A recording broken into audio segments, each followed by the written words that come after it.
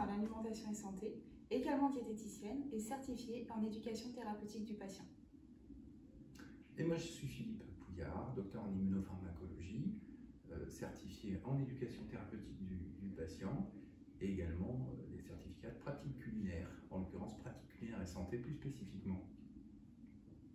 Alors nous sommes ensemble depuis un certain nombre d'années, à savoir que nous travaillons, et autour de nous toute une équipe, dans tout ce qui va toucher à la recherche translationnelle signifiant que dans notre équipe de recherche, nous travaillons avec des patients qui nous accompagnent parce que finalement ce sont eux les experts, et que donc depuis 2010 plus exactement, nous avons développé un programme de recherche en onconutrition pour espérer accompagner, et nous y réussissons, à accompagner les malades durant leur traitement.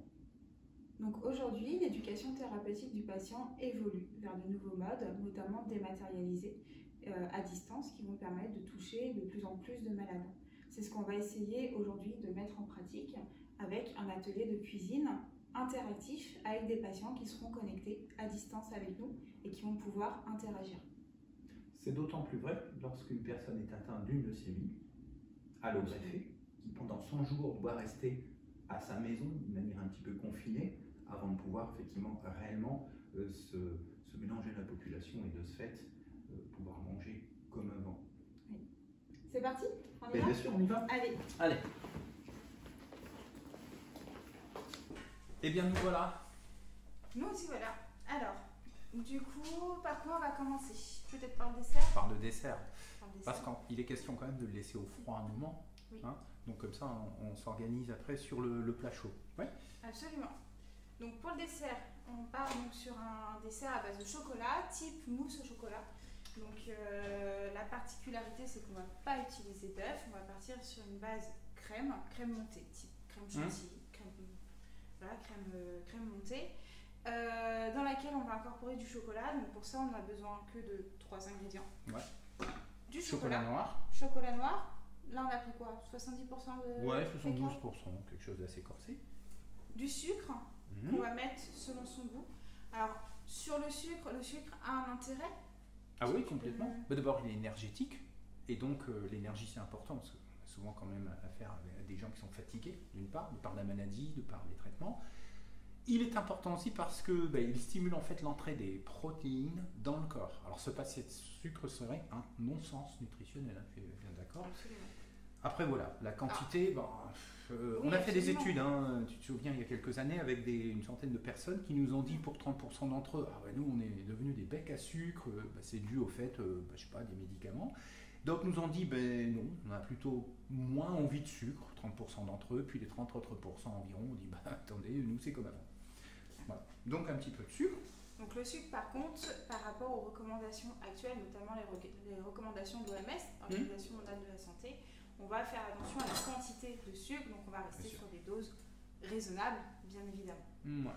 Et puis de la crème, liquide entière, bien froide, qu'on va pouvoir du coup monter facilement. Ouais. Alors moi j'ai choisi de mettre le chocolat au bain-marie. Oui. Mais je crois que toi tu le fais habituellement au micro-ondes. Moi, tu fais fondre au micro-ondes? Oui.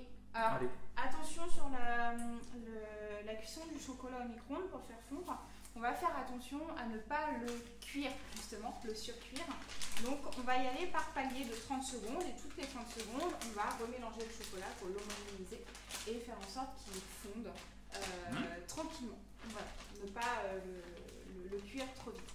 Au niveau de la puissance du micro-ondes, on peut très bien rester à puissance maximale de son micro-ondes. Généralement, c'est autour de 750 ou 800 watts sur les micro-ondes énergétiques. Là, je t'ai préparé une petite poche à douille. On verra si on l'utilise, mais dans le principe, je pense qu'on va l'utiliser. Pourquoi? Parce que on aurait dû mettre de l'œuf, hein, normalement. Enfin, avec un œuf, on fait foisonner en fait l'appareil, le chocolat. Donc, on a un développement de bulles. C'est très aéré, notamment au froid quand ça va se resserrer, parce que c'est quand même de la crème à 30%. Là, on aurait pu, avec 2 cuillères à soupe, faire des petites quenelles et puis servir. Ah, tu as une question? Oui, je te laissais finir. D'accord. On a une question qui arrive. Et là, je pense que ça va être un petit peu plus souple, hein, du fait que on n'a pas d'œuf. Oui, parce qu'on s'est mis dans une position où on n'a pas d'œuf. Et justement, la question porte là-dessus. Pourquoi vous ne mettez pas d'œuf dans votre mousse? C'est une question qu'on a de la part d'un internaute qui est actuellement en ligne avec nous. Pendant ce temps, tu veux bien? Tu Je coupes vais le commencer à chocolat, couper le comme ça on chocolat. va le mettre. Ouais. Absolument. Alors, donc l'œuf fait foisonner, c'est très bien. Et puis c'est un apport de protéines. On est quand même sur des menus, on l'a dit, entrée, plat, dessert, peu importe, le midi, le soir, quelque chose d'enrichi. Alors, enrichissement protéique, enrichissement énergétique également pour les gens qui ont un risque de dénutrition clairement avéré. Bon, c'est quand même 70% des gens qui sont en traitement et qui sont dénutris. Et je le rappelle, on peut être avec un surpoids, avoir une obésité et être dénutri. C'est encore plus vicieux si je puis dire. Alors, l'idée c'est que l'œuf est une belle protéine déjà, a son intérêt. D'autres personnes, visiblement peut-être la personne qui nous interpelle, se disent, bon, les œufs, finalement, égale danger. On sait très bien qu'il faut d'ailleurs jamais laver un œuf pour le conserver, ou si on lave, c'est au dernier moment, parce que ça rend poreux la coquille. Et puis, on sait que, voilà, vous savez d'où sort un œuf. Donc, la salmonelle peut être présente, et auquel cas, nous contaminer. Alors, quand on est une personne fragile, imaginez une leucémie allogreffée. On a 100 jours de notre vie en post-greffe, on doit prendre d'énormes précautions, et même quand on revient à la maison ensuite, bon, un œuf, on s'en passe même carrément pendant les 100 jours. Voilà, exemple, on vous fait une mousse pour ce cas. Après les 100 jours, on peut aller sur un œuf, évidemment frais, ultra frais, etc. et commence à retrouver une alimentation quasi normale. Donc là, on s'est mis dans une position où on fait attention à l'œuf. Ça ne sera pas du tout le cas pour le plat de tout à l'heure. Il faut aussi, en fait, en un plat, on ne peut pas tout on verra régler. que c'est cuit. Là, la particularité, c'est que sur une mousse au chocolat, l'œuf serait resté cru, donc plus de risques microbiologiques. Complètement. J'ai une autre astuce pour faire une mousse sans œuf. Ça va être d'utiliser tout simplement le jus de pois chiche. Donc, par exemple, sur une boîte de conserve de pois chiche, dégoûter nos pois chiches et de garder uniquement le jus. Donc on va pouvoir venir fouetter avec un batteur, comme on ferait avec du blanc d'œuf. Et donc on va voir que ce mélange-là va mousser assez facilement. Et on va pouvoir ensuite l'incorporer à notre chocolat fondu. Et ton idée est doublement intéressante parce qu'il y a des petites fibres, en fait, des glucides complexes dans tout ce qui est, toutes ces sources végétales. Qui permettent effectivement de foisonner, mais surtout bon pour stimuler la flore intestinale, et qui dit bon pour stimuler la flore intestinale est donc bon pour stimuler l'immunité. Donc ça c'est intéressant. Donc il n'y a aucun souci là-dessus. Et bon de ce fait pour modifier le transit intestinal, plutôt l'accélérer, c'est ça, de le moduler et faire qu'on a un transit finalement correct. Donc c'est doublement intéressant. C'est à la personne de gérer en fait en fonction de la bonne connaissance qu'elle commence à avoir de son corps, tout simplement. Et toujours en relation, bien sûr, avec les recommandations diététiques du moment et son hôpital de référence, et puis aussi, bien évidemment, son médecin. On est bien d'accord que c'est sur conseil du médecin, si on vient à tenter l'utilisation de quelque chose, on y reviendra tout à l'heure, qu'il faut faire donc attention à tout. Donc là, tu as mis le chocolat à fondre au bain-marie. Ouais, je fais attention quand même à déjà ne pas me brûler. Moi, pendant ce temps-là, je vais donc fouetter la crème fraîche. Je t'en garde un petit peu pour mettre avec le chocolat. Ouais, j'aurais bien aimé, tu prends, je sais pas, 2 tiers, tu m'en gardes un tout petit peu pour détendre le chocolat. Ouais. C'est parti. Et moi, je mettrai le chocolat ensuite, je le laisserai dans son contenant. Et puis, je viendrai auprès de toi et on va additionner l'ensemble.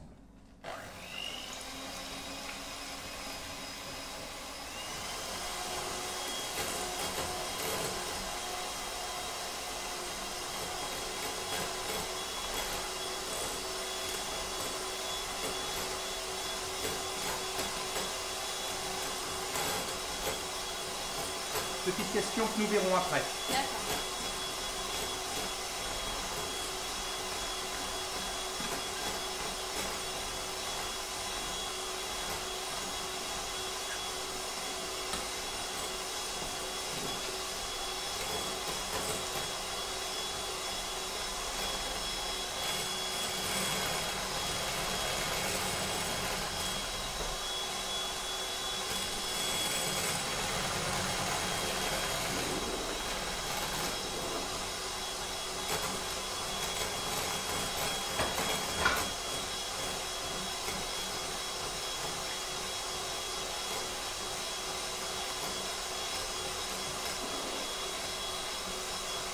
Un petit coup de propre.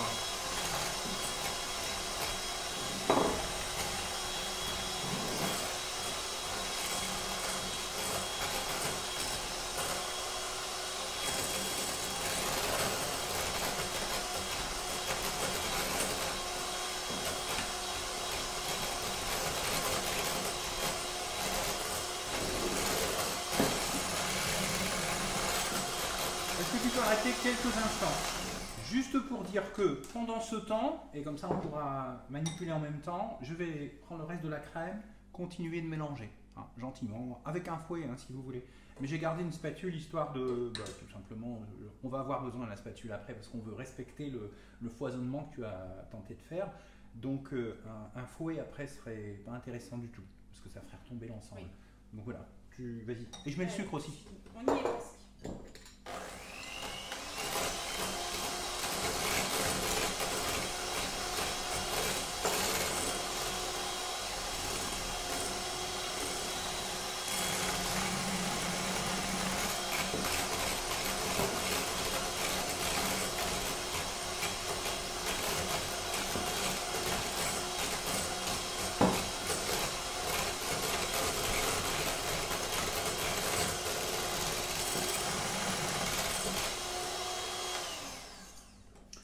Moi je mélange.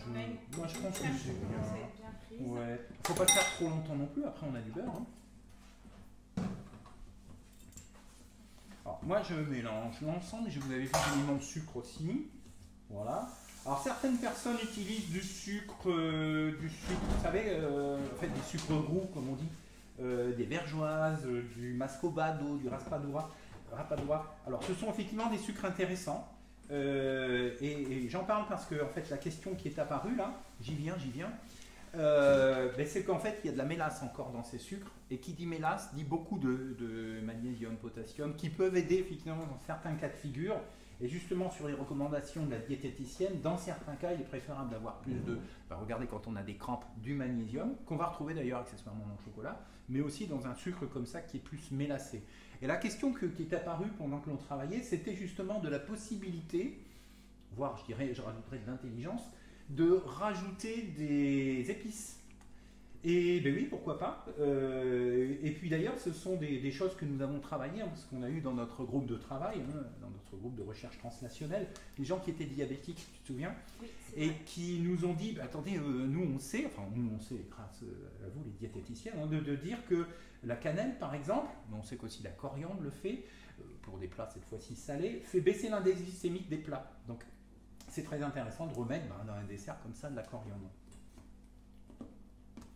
On a donc un appareil, tu disais. Sur les épices, on aurait aussi pu imaginer d'autres épices, comme par exemple du basilic. Oui, par rapport complètement. à la sphère buccale.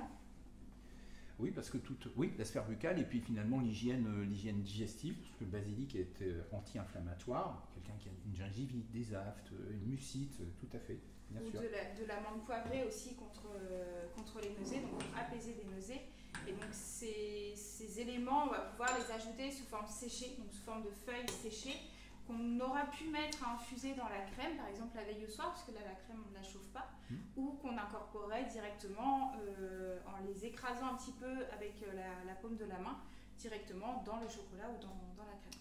À l'inverse, le médecin ne serait pas forcément très à aller vous conseiller sur des huiles essentielles. Absolument. Pourquoi ? Parce que c'est très concentré, on le sait. D'où son intérêt, sauf qu'il peut y avoir des interactions avec les médicaments. Donc c'est bien à lui de gérer cet aspect. On l'incorpore dedans, tu veux dire ? Voilà, donc on va mélanger l'ensemble. Tiens, je te laisse faire. Merci. Et là, on va le faire doucement, d'où l'intérêt de la spatule. Si on prend un fouet, on va faire retomber l'ensemble. D'accord ?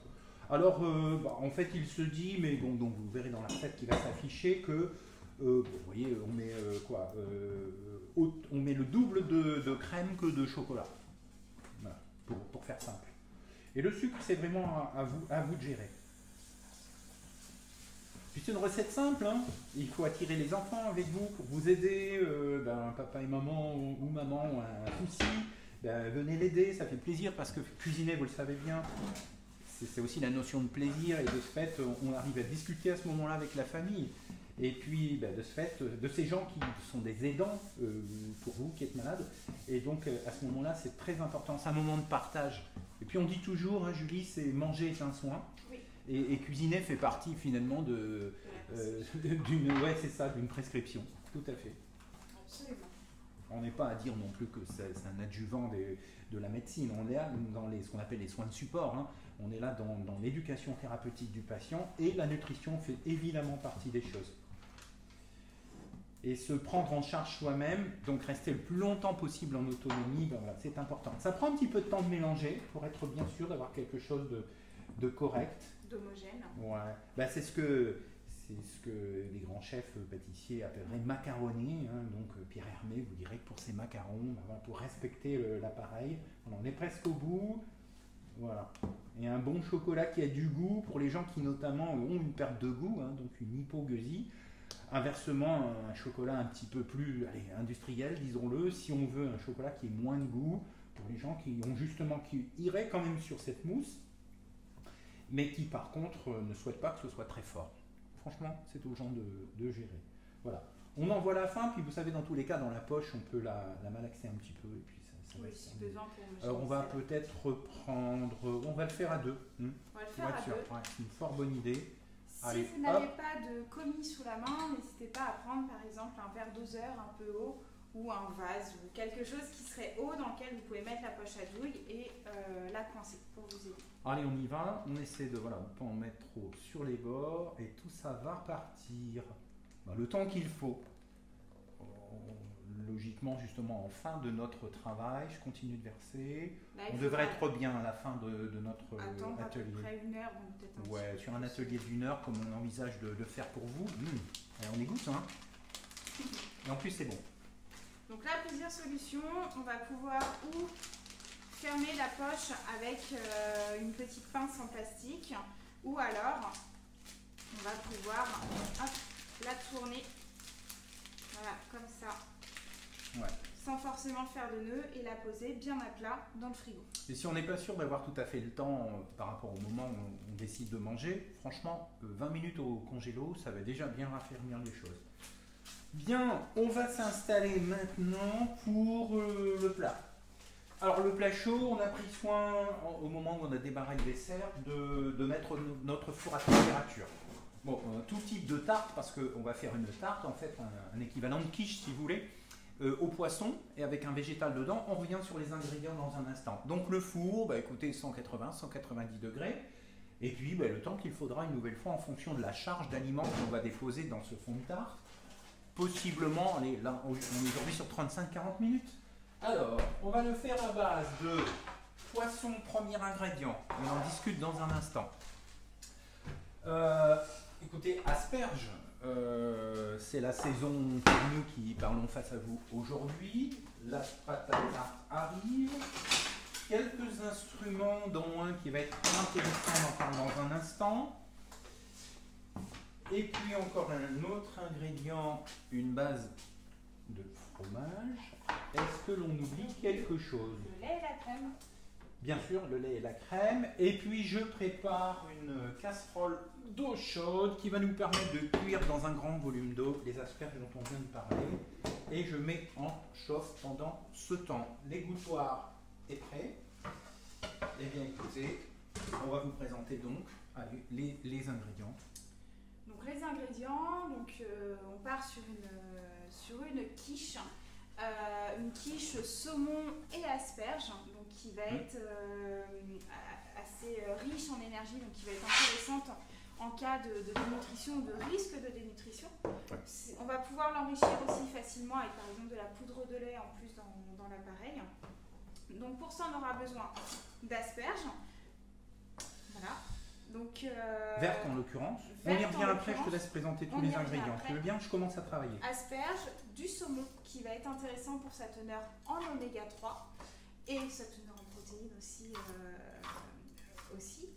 On va retrouver aussi du comté, donc sous forme râpée, des œufs, du lait et de la crème. Et puis c'est le poivre si on veut assaisonner. Voilà. On fait attention au poivre parce que bien des gens me disent non, mais le poivre, tu vois, on a arrêté parce que ça peut piquer, hein, notamment sur l'arrière-gorge. Et puis de ce fait, le fait de tousser peut nous occasionner des fausses routes. En particulier les personnes qui sont sujettes à ça, je pense notamment aux seniors.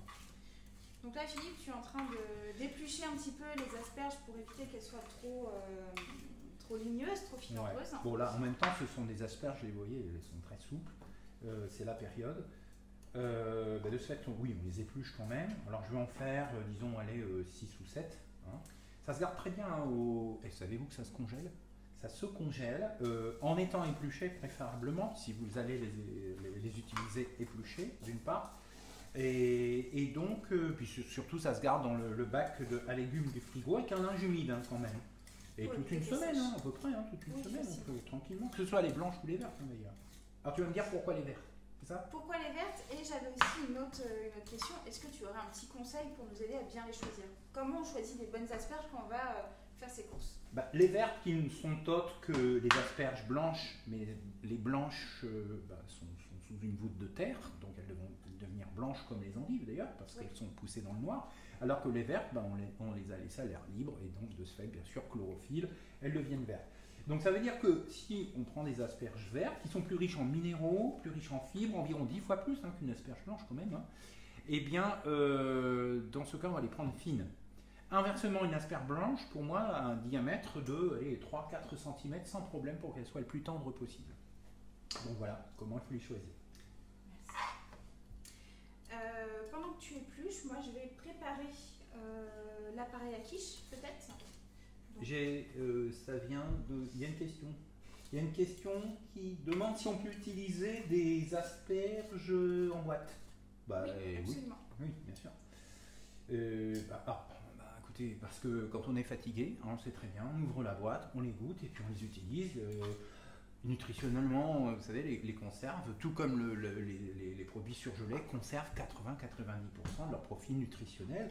Et quand on est fatigué, l'essentiel, c'est d'avoir recours déjà aux 80% restants et d'intérêt nutritionnel, et ça, il suffit. Et donc, ça évite de devoir attendre la saison des asperges pour pouvoir consommer aussi. Et puis, en fait, je vois qui a posé la question. C'est quelqu'un qui donc est soucieux de son immunité. En clair, dans les cas de leucémie allogreffée, vous avez cette personne qui doit pendant 100 jours être très respectueux par rapport aux œufs, on en a parlé tout à l'heure. Et donc en fait, oui, je comprends que cette personne préfère acheter un bocal de choses UHT, c'est-à-dire ultra haute température, qui a été en fait protégée par cette méthode, fût-elle agroalimentaire, rien de désobligeant. J'en fais encore deux. Et donc oui, pas de souci. Donc pour les œufs, justement par rapport au côté hygiène et risque bactériologique, on va du coup casser les œufs un par un et on va vérifier leur fraîcheur en les sentant. Si l'œuf sent mauvais, on l'élimine, et s'il ne sent pas, on va pouvoir l'utiliser. Donc là c'est ce que je vais faire, c'est pour ça que j'ai prévu 2 bols. Donc je vais casser du coup mes 3 œufs. D'accord. Les vérifier. Ouais, dans tous les cas, des œufs ultra frais. Tu sais qu'on trouve maintenant dans les magasins, vous savez, ces magasins qui sont très tendance, où on va plutôt s'adresser à des gens qui aiment bien cuisiner, et la France, Dieu sait si elle aime bien cuisiner, on trouve même des œufs qui sont déjà en fait cassés. On parle de coules d'œufs. Alors certes, c'est pour les professionnels, mais je ne vais pas vous donner des noms de marques de magasins, mais pour le grand public, maintenant, on commence à trouver des coules d'œufs. Il n'y a rien de particulier. Ils ont cassé des œufs qui n'étaient pas de la bonne taille, vous voyez, et puis que de ce fait, vont être mélangés simplement dans un pot, évidemment une durée de conservation limitée, faire attention. Et même si ce n'est pas, il faut être clair, accessible à tout le monde, on trouve les coules d'œufs maintenant. Alors là, c'est carrément intéressant pour pouvoir travailler les produits d'une manière totalement hygiénique. Voilà, je pense que j'ai assez. Bon, on a quand même une belle tarte en diamètre, et ce qui veut dire qu'on peut manger, toute la famille peut manger. Je vais prendre une petite poubelle, si tu veux bien. Hop, ça peut déranger. Et ouais, on peut faire des portions. Vous savez qu'on peut même utiliser des moules en silicone. Bien souvent, les patients nous disent j'utilise des moules en silicone. Des petites tartelettes aussi, des petites tartelettes avec ou sans pâte, directement. On peut retirer la pâte et à ce moment-là, c'est tout, c'est un appareil à quiche. Si on retire la pâte, on va rajouter peut-être 1 ou 2 cuillères à soupe de farine, qui va permettre de bien épaissir la pâte pour avoir quelque chose qui se tient et qui sera plus facile à manger. Bête du tout, il n'y a pas de souci par rapport à ça, farine, maïs, les gens qui seraient sur du sans gluten, fécule de maïs, ça passe très bien. Pomme de terre ou une autre, pourquoi pas un autre type de farine. Complètement. Donc là je continue tranquillement mon appareil en mettant le lait et la crème. Je coupe le saumon peut-être, bon là ça va chauffer, 5 minutes, blanchir, pas cuire, puisqu'on va avoir une double cuisson derrière. Voilà, bon, très bien, on y va. Alors pas des bouts trop gros, parce que sinon ça va dépasser en termes de hauteur, l'appareil à quiche. Allez, on va dire en 3. Je vois que tu nous as choisi une queue de saumon. Oui. Ah, ça, c'est hyper intéressant, il faut qu'on en dise un mot. C'est-à-dire que la queue de saumon, double intérêt. Bon, d'abord, regardez, c'est du saumon. On a l'impression que c'est aussi, comment dire, aussi beau qu'un filet de truite, parce que les filets de truite sont encore plus beaux que le saumon, à savoir qu'il y a moins de gras. Et le reste, comment dire, le peu de gras qui resterait dans cette queue est hyper intéressant parce que, hein, comme on le sait tous, ce sont des oméga 3. Les oméga 3 qui sont des acides gras insaturés, polyinsaturés comme on dit, et qui sont très bons alors, pour plein de choses en fait, pour l'immunité, même pour la mémoire, et avec des résultats prouvés évidemment médicalement, scientifiquement, et puis même pour qui stimule l'entrée des protéines dans les muscles. Alors, quand on parle de dénutrition, c'est une évidence, on y trouve son intérêt. Et puis une belle protéine, hein, le poisson est une belle protéine efficace. Voilà, des petits morceaux, ils vont y suffire. Alors bon, là pour rien vous cacher, on a levé la peau du saumon avant. Parce que c'est tout, on a acheté du saumon avec la peau. C'est jamais évident, on peut se couper.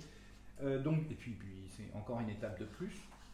Alors on peut l'acheter surgelé, on peut le décongeler même au micro-ondes. Alors dans ce cas-là, attention, à très faible énergie, 300, 400...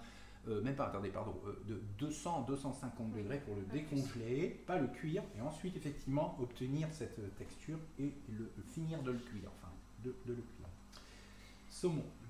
Alors, on a une question qui est arrivée entre-temps justement sur le saumon. Est-ce qu'on D'accord. peut prendre du saumon fumé? Alors, il me semble que les oncologues recommandent des produits qui sont non fumés et sans nitrite, Ouais. et idéalement sous emballage, sous emballage protégé. Donc, pour le saumon fumé, la truite fumée, mais ce sera aussi valable pour les jambons, de privilégier des jambons sans nitrite et sous emballage. Tout à fait. Que Les tu es industriels se d'accord, sont mis à faire des produits maintenant sans de nitrite, plus en plus. et puis qui sont peut-être un peu plus gris. Et alors, parce qu'avant on mettait des nitrites pour favoriser la couleur, maintenant je pense que tout le monde a compris, et pour nous, évidemment que ça nous intéresse d'autant plus. On pique la tarte.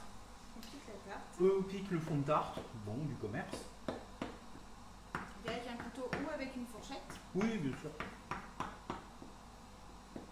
Donc ça, c'est pour éviter que la pâte gonfle par en dessous, avec un dégagement de vapeur, et d'avoir une tarte qui serait plus très plate. Fromage?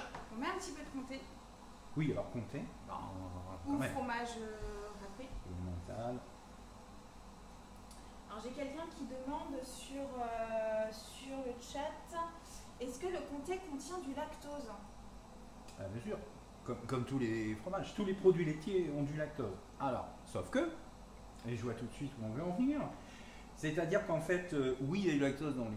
Sauf que dans le fromage, notamment celui-ci et du comté, c'est un beau fromage, on le sait, c'est un fromage AOP, hein, donc avec le respect de la production et donc de la maturation, parce que l'idée c'est que tout fromage frais, ce qui n'est pas le cas du comté, c'est un fromage maturé, est riche en lactose. Je regarde en même temps l'ébullition, c'est parfait.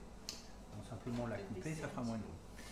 Et puis donc, plus on fait vieillir un fromage, plus la fermentation fromagère va consommer quoi? De l'énergie qui vient du fromage, à savoir le galactose qu'il y a dans le lait d'origine. Et le galactose est source lactose de ce problème de digestion. Donc en clair, tout fromage, et pas que le comté, qui a plus de 3 mois, et pour être sûr 4 mois, n'a plus de lactose. Donc là, les gens qui sont intolérants ou allergiques, oh, il a celui-ci 12 mois, on le sent, hein, vous avez l'image, nous on a l'odeur. On a beaucoup de questions sur la quiche. Vas-y, j'avance. On a une question sur la pâte. Est-ce qu'on peut faire la pâte maison? Donc, je te laisse répondre. Oui. Donc là, on a utilisé une pâte feuilletée du commerce. Le fait d'utiliser un produit tout prêt qu'on va trouver dans le commerce, ça va permettre d'éviter le risque de contamination qu'on peut avoir quand on fait la pâte à la maison. L'autre intérêt, au-delà du risque microbiologique, ça va être le gain de temps. C'est-à-dire que le fait d'utiliser une pâte toute prête, on a juste à la dérouler, on prépare notre appareil, on prépare la garniture et on n'a plus qu'à faire la quiche et la mettre au four. Donc c'est un gain de temps qui va être intéressant.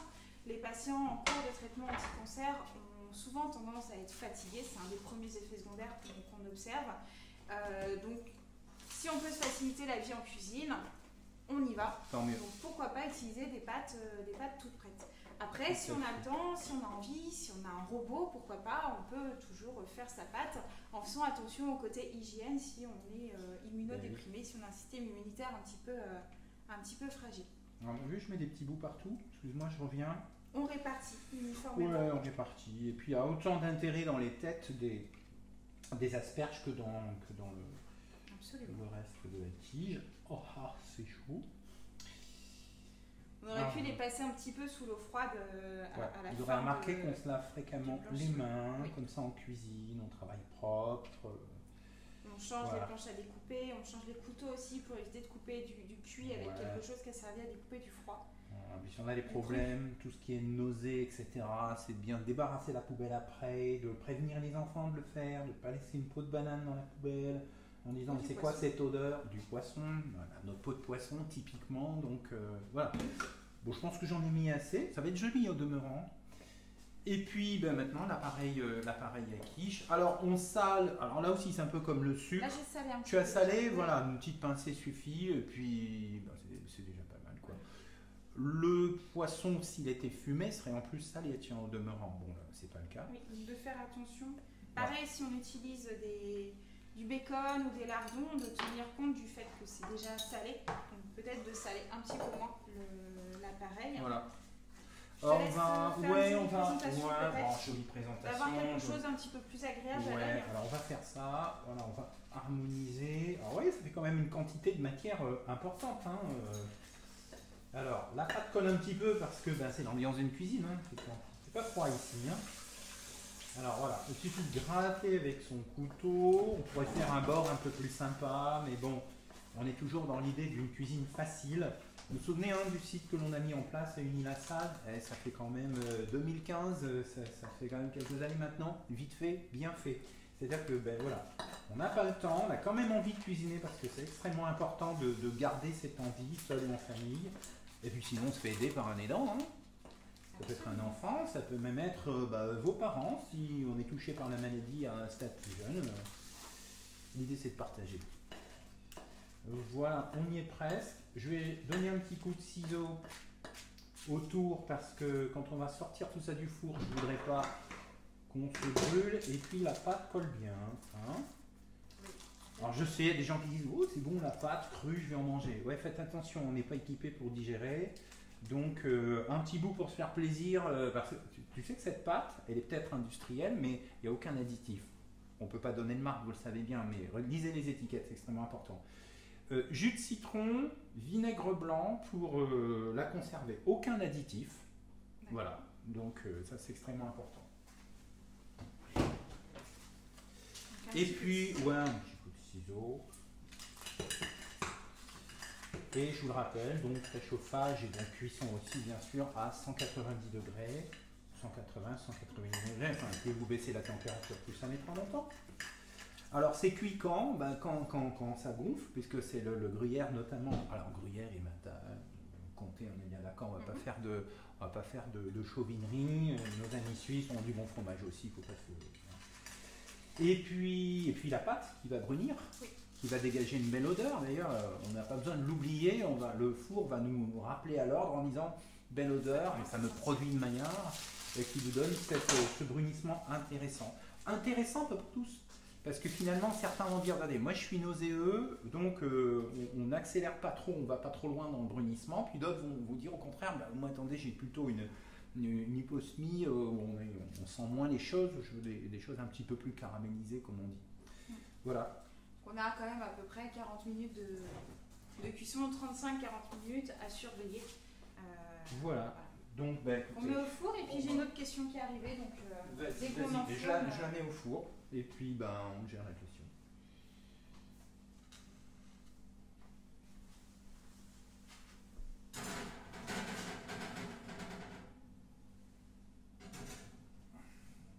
Parfait. Ça va. C'est parti en cuisson. On avait bien évidemment mis le four à préchauffer à 180 degrés, il me semble, 180, 190. Oui, j'ai mis 190, comme ça, ça va redescendre, après on verra. Donc la question qui est arrivée, c'est est-ce qu'on peut rajouter des épices dans la recette, et si oui, lesquelles? Donc Donc, la Tout à fait réponse- bien cuite, mais Parfait. parfait. La réponse est oui, on peut ajouter des épices dans la recette. Des épices qui déjà vont se marier avec la garniture, donc là en l'occurrence avec le saumon et les asperges, et des épices qui vont pouvoir avoir un intérêt par rapport à des effets secondaires qu'on va rencontrer à un instant T. Donc par exemple du gingembre, donc du gingembre en poudre ou du gingembre frais qu'on aurait pu râper, incorporer directement à l'appareil dans ces cas-là. Donc le gingembre qui va être intéressant pour des nausées par exemple. Qu'est-ce qu'on pourrait mettre d'autre, tu C'est penses aussi à un quoi? dépuratif intestinal, Oui, un aussi, anti-inflammatoire buccal, aphte, gingivite, mucite, inflammation de l'arrière-bouche. Alors, après, ce n'est qu'un exemple, hein, cette quiche, on est bien d'accord, mais dans d'autres supports, on peut utiliser, on parlait de la cannelle tout à l'heure, hein, je crois, dans le dessert, mais donc si dans un plat ou une entrée, on peut mettre d'autres supports. La cannelle peut être sur un plat. La coriandre avec une viande blanche, bon, aussi ce serait moins heureux hein, de mettre la coriandre. On a quand même saumon, en l'occurrence asperges. Ça aurait été saumon brocoli. On peut aller sur de la coriandre par exemple, mais là c'est une histoire de chef, c'est surtout une histoire pour vous de goût. Un petit peu de fenugrec peut-être, qui Alors, va permettre l'accrétion la ouais, fixation des protéines. oui, c'est une très belle idée. Le fenugrec, il s'écrit fenugrec. En fait, c'est une petite graine qui est très dure à la base et qu'on vous vend en fait généralement dans les épiceries, les petites boutiques ethniques, parce que c'est très connu du monde indien et du monde du Maghreb, parce que justement, et c'est connu aussi des sportifs. Oui. Tiens donc, pour la bonne raison que justement ça donne de l'énergie, un petit coup de fouet, c'est pas du tout énergisant, c'est que justement le coup de fouet vient du fait que ça stimule l'entrée des protéines dans les muscles, tout comme les oméga 3 le font aussi. Donc vous voyez, c'est un cumul de choses. On n'est pas à des doses, loin de là, du thérapeutique. D'ailleurs, le mot n'existe pas dans notre vocabulaire, ni même de stimuler un effet biologique dû à un médicament. Non, il est d'accompagner pour éviter des effets secondaires et qui permettent au médicament d'avoir un maximum d'activité. Vous voyez, c'est quand même différent. Et c'est donc la dose qui fait, et donc la réitération, parce que là, aujourd'hui, on parle de ce plat, demain, vous allez réutiliser notre épice, notre aromate, une autre source de protéines, ce qui fait que tous les jours, vous allez comme ça, tout en prenant plaisir, on est d'accord, vous allez donc pouvoir manger pour vous adapter à votre problématique. Et ça, et c'est vous en plus qui allez décider d'être autonome, il n'y a rien de mieux que ça. Hein. C'est une base neutre qui permet justement cette. C'est une base neutre. Et ça vaudra pour des soupes, ça vaudra pour des smoothies, on peut comme ça utiliser énormément de supports pour pouvoir adapter. Voilà, on en est que. Donc, bon, voilà, on a du quiche temps en maintenant. cuire. Ouais. Là, c'est parti pour 40 minutes. Pendant ce temps-là, notre mousse va prendre tranquillement au frigo. Donc, nous, on va ranger maintenant, en attendant que ça cuise. On va ranger en attendant que ça cuise. Et puis, je ne sais pas s'il y a d'autres questions. Pour l'instant, non. Pour l'instant, non. Non, mais n'hésitez pas. Hein. Voilà. Ce genre de support, vous le voyez, allez, il faut le dire, le Covid nous a mis à distance. Maintenant, on est à la maison. On commence à avoir une petite odeur qui pointe dans notre dos. Donc voilà, si chez vous, vous la refaites, vous allez voir. Après déjà 15 minutes de cuisson, on a déjà du plaisir là. Et tout en discutant, disais-je, le Covid nous a mis à distance. Donc ce qui fait que on est heureux d'être avec vous aujourd'hui parce que, et vous qui pouvez cuisiner chez vous, et donc de ce fait de vous accompagner. Quelqu'un qui a justement des problèmes d'immunité, il est content d'être chez lui, hein, parce que dès le départ, on est invité à rester un certain temps chez lui. D'autres personnes qui sont loin parce que problème de véhicule, on le sait, c'est pas forcément simple, on n'est pas motorisé, ou son aidant n'est pas libre aujourd'hui, donc on est content d'être avec vous aujourd'hui pour ça. D'habiter dans une zone un petit peu difficile d'accès, il faut bien le dire, dans des campagnes, dans des zones montagneuses, on est là aussi heureux de vous toucher et puis de voir tout cela en replay surtout.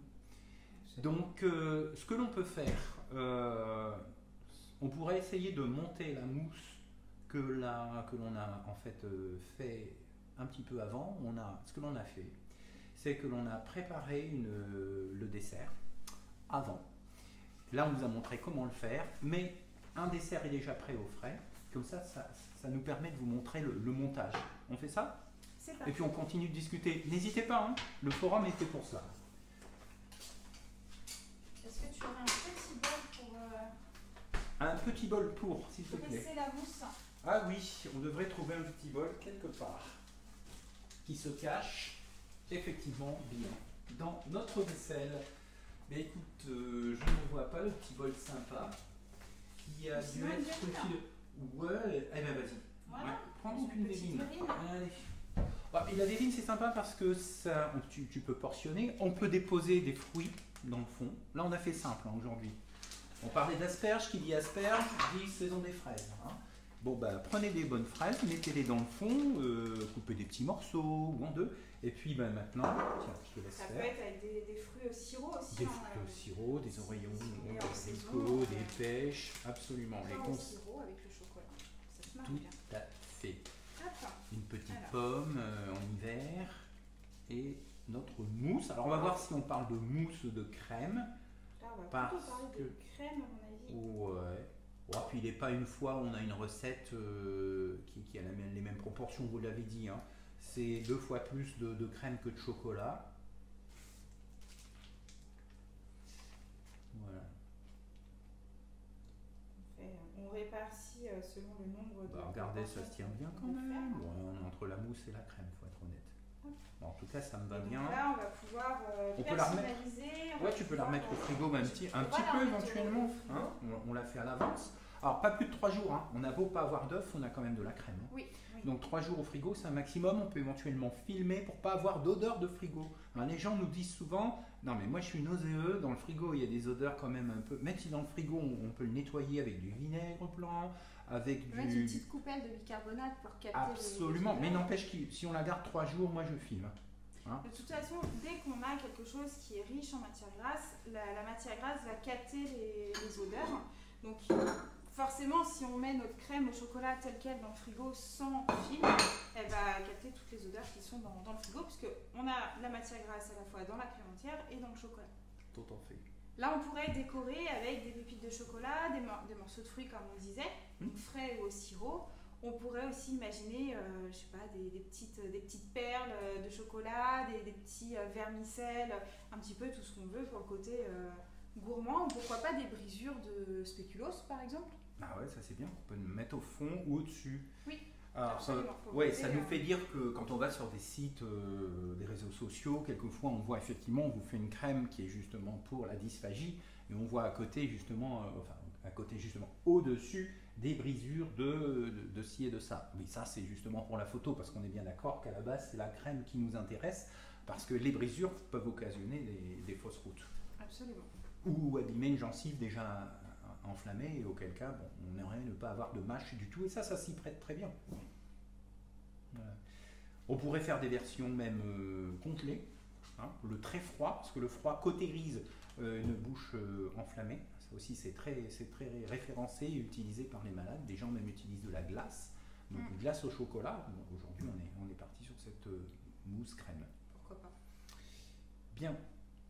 Et si maintenant on regardait la tarte? On va voir où ça en est.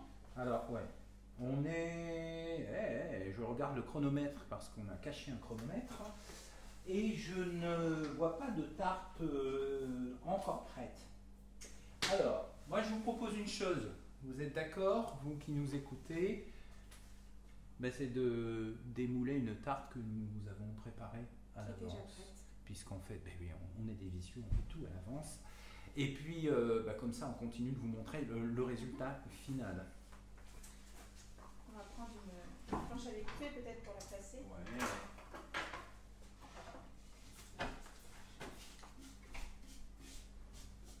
Et puis ça va nous permettre de parler d'autre chose. Je vais vous montrer un produit. Tiens, je vais récupérer, si tu veux bien, ce petit support. Et j'arrive. On la débarrasse, c'est ça? Et puis on la coupe en... On va la couper. On va retirer le papier. On y va tout doucement pour ne pas la casser. Quitte à céder avec une spatule ou un petit couteau. Hop, voilà.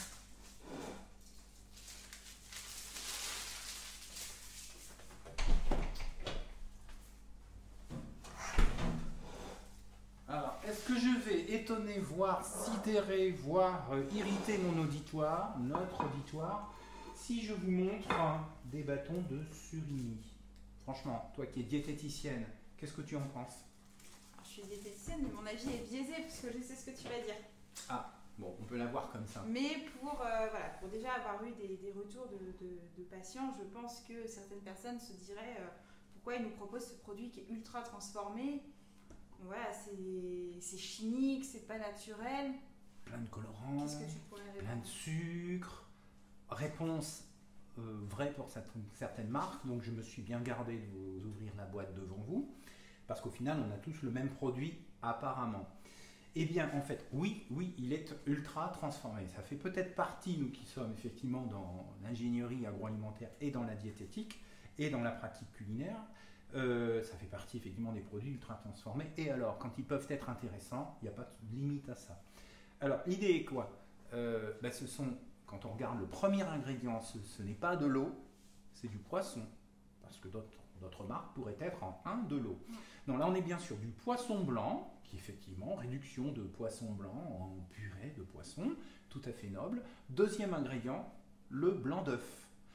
On en parle depuis tout à l'heure, extrêmement intéressant par rapport aux apports de protéines, d'énergie. Troisième ingrédient, de l'amidon, parce que dans toute sauce que vous avez à préparer à la maison, fût-il un amidon de blé, de maïs, il faut bien lier l'ensemble, on est d'accord. Et puis, un tout petit peu de sucre dans certaines préparations, alors que dans d'autres, le sucre apparaît en deuxième position, ce qui est un véritable scandale, d'où la réputation, la mauvaise réputation de ce produit. Et enfin, quant au colorant, bien sûr, ça donne une couleur, mais il est surtout naturel. C'est du paprika. Antioxydant, bon, à la dose utilisée, croyez-moi qu'il n'est pas plus antioxydant que cela, mais simplement, il donne cette belle couleur. Alors, pourquoi l'utiliser? Il y a quand même un petit peu d'eau. Et il y a même de l'eau, on doit être en troisième ingrédient, bien sûr, oui, bien sûr. Bien sûr. Mais on a en première position les ingrédients d'intérêt, c'est ce que j'ai voulu dire, oui, tout à fait. Alors pourquoi l'intéresser? Et les gens me disent, tu sais, c'est facile à manger, et puis c'est juste 3 fois moins cher que certains filets de poisson.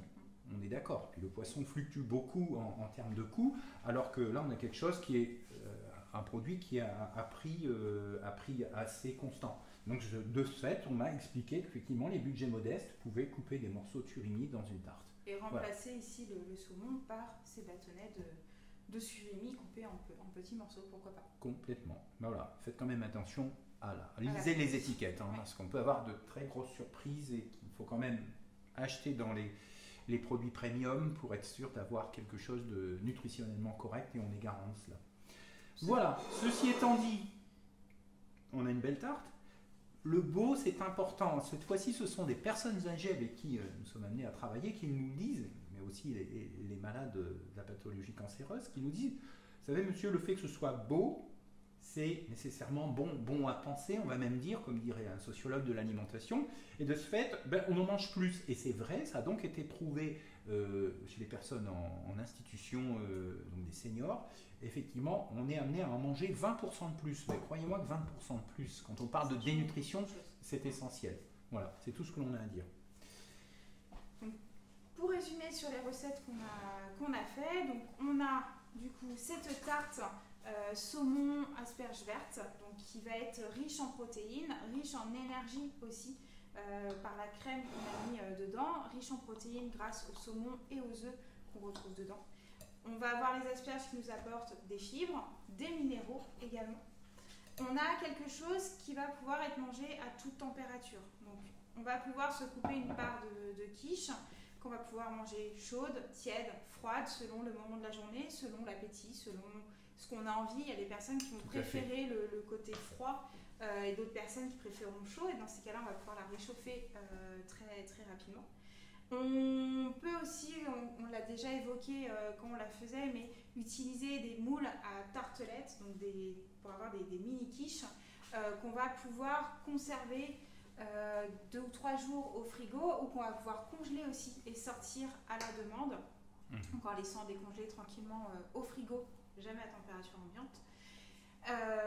Pouvoir changer le lait, remplacer le lait, je ne sais pas si on l'a dit, par d'autres supports végétaux. Le lait et la crème par des alternatives végétales pour les personnes qui ne consomment pas de produits laitiers ou qui sont intolérantes au lactose. Et on va pouvoir aussi remplacer la garniture, donc mettre un autre type de fromage, mettre un autre type de poisson éventuellement, du surimi, on va pouvoir mettre du jambon blanc, du poulet, un petit peu ce qu'on veut mettre dedans, du thon. Du tofu, pourquoi pas. Et puis d'autres légumes, donc pourquoi pas du brocoli, je crois qu'on en a parlé tout à l'heure. Oui. Du brocoli ou d'autres types de légumes, selon ses goûts et ce qu'on a aussi sous la main. L'idée, c'est d'arriver à cuisiner assez facilement, sans forcément se dire il me manque des asperges, il faut absolument que je retourne faire des courses. Enfin, si vous avez des brocolis dans le frigo, vous pouvez aussi en mettre, ou tout autre type de légumes. Tout à fait. Ce sont avant tout, je pense que le maître mot, ce sont des suggestions. Oui. Voilà. Alors bien sûr, nous avons participé, Émile Lassalle donc intervient pour travailler avec des grands chefs qui eux-mêmes vont conseiller avec la restauration collective dans les milieux hospitaliers, bien sûr les établissements de santé médico-sociaux, c'est une de nos activités. Également, comme on est en train de le faire aujourd'hui, c'est de parler à des familles à domicile, c'est aussi très important parce qu'ils n'ont pas le même matériel, etc. Il faut toujours faire au plus vite, au moins cher, ce qui est normal. Et puis, l'idée aussi, c'est de pouvoir associer les compléments alimentaires, donc qui sont tout ce travail qui est fait en amont par cette fois-ci, c'est encore comment dire, des produits agroalimentaires, en fait, ce ne sont pas des produits pharmaceutiques, mais qu'on vend néanmoins en pharmacie. Là aussi, il peut y avoir cette source d'intérêt, et nous travaillons avec eux. Et puis, je disais, ce ne sont que des suggestions. Le site Vite fait bien fait que nous animons, c'est quoi? Une centaine de recettes, et vous l'appropriez. C'est ça le but. Même si aujourd'hui on a plaisir à travailler avec vous, on se reverra évidemment dans une prochaine session, mais aussi on travaille avec des gens qui sont dans les outils digitaux pour vous aider à la décision. On produit des centaines de recettes en fonction de la situation pathologique. C'est-à-dire de travailler avec des laboratoires, de travailler avec des gens qui s'appesantissent sur telle et telle pathologie. Et en fonction, on le sait bien, de la pathologie elle-même, mais aussi des traitements que le monde médical et pharmaceutique a pu mettre en place, on sait qu'il y aura inexorablement, en tout cas un risque fort, d'effets secondaires. Et donc avec en bonne intelligence avec les conseils médicaux et la diététique, de pouvoir vous proposer des solutions adaptées. Aujourd'hui, c'est absolument pas une proposition universelle, et on le sait, et nous nous reverrons, il faut adapter en fonction de la situation. Absolument. Et donc pour finir ce repas, en dessert, la petite mousse crème au chocolat, qui est très riche en énergie, qui a une texture onctueuse aussi, donc qui va fondre dans la bouche et qui va être très intéressante pour les personnes qui ont des problèmes au niveau de la sphère buccale, donc une sécheresse en bouche, des difficultés à déglutir, donc des troubles de la déglutition, et éventuellement des aftes aussi. On a des patients qui vont chercher des choses assez grasses qui vont venir protéger, former un film protecteur au niveau de la sphère buccale. Donc comme là on est très riche en matière grasse de par la crème fraîche entière et le chocolat, on a quelque chose qui va vraiment venir agir comme un pansement au niveau de la bouche. Et donc quelque chose qui se personnalise aussi facilement, voilà, comme on a dit, mettre des fruits, des pépites de chocolat, etc. Bien franchement, je ne sais pas toi, mais j'étais heureux évidemment de passer ce moment habituel avec toi, avec les familles, d'essayer de transmettre, c'est notre vocation. Et de vous dire à bientôt pour une autre série de sessions telles que celle-ci, en espérant que vous ayez pu, et merci pour vos questions à l'inverse. C'est ce que j'allais dire, merci à tous ceux qui ont participé sur le chat pour poser des questions et rendre cet atelier et de nouveau merci parce que depuis 2010 que les programmes existent de recherche, nous avons pu progresser grâce à vous, les familles, pour vous justement que vous nous montriez vos postures, vos habitudes, vos suggestions elles-mêmes que nous avons revalidées et qui, grâce à vous aujourd'hui, finissent par des solutions qu'on est heureux de vous rendre, à l'inverse. On vous souhaite une bonne continuation. Au revoir à tous. À bientôt. Bonne soirée.